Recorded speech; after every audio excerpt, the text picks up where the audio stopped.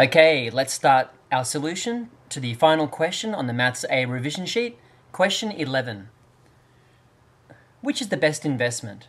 3.5% compounded quarterly or 3.75% compounded semi-annually? We've been asked in this question to work out the effective rate and then come up with a decision as to which is the best investment. Let's start with the first one, 3.5% per annum compounded quarterly.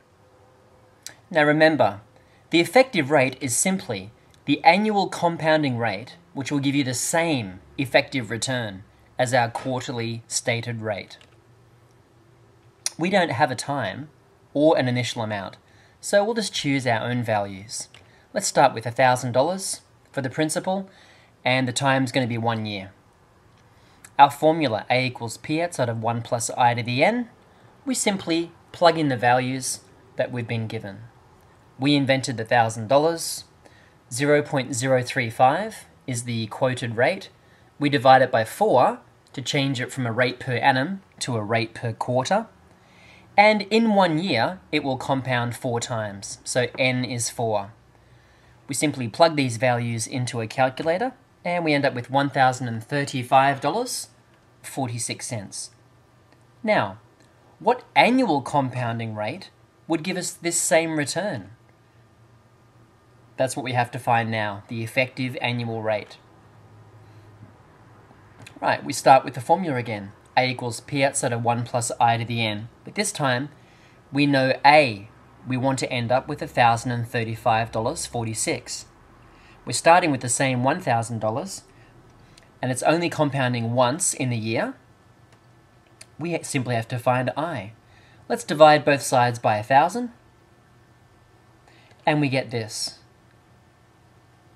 In order to find out I, we subtract 1, and we have I equals 0.03546. If we change that to a percentage, and then round it to 2 decimal places, we come up with 3.55% per annum. That's the effective rate. Now let's do the same procedure with the second number, 3.75%. The initial amount is going to be 1,000. The time will still be 1 year, but this time, because it's compounding semi-annually, we divide the rate by 2, and it'll compound twice during the 1 year. Plug these values into the calculator again, and we end up with $1,037.85. Now let's find the effective annual rate that will match this return. We simply plug these two values, the n value, 1,037.85, and the start value, 1,000, into the compound interest formula. Same as before, we divide by 1,000, which gives us a decimal. We subtract 1 from both sides, and we end up with the value for I. Express this as a percentage to 2 decimal places. We have an effective rate of 3.79% per annum, compounded annually.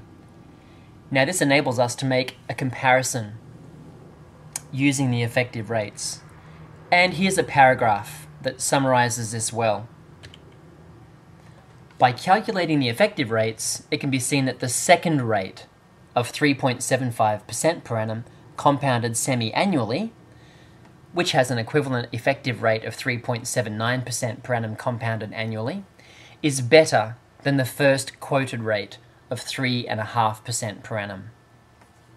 And that's the end of that question. Question 11 is finished, and it's also the end of the revision sheet. Bye for now.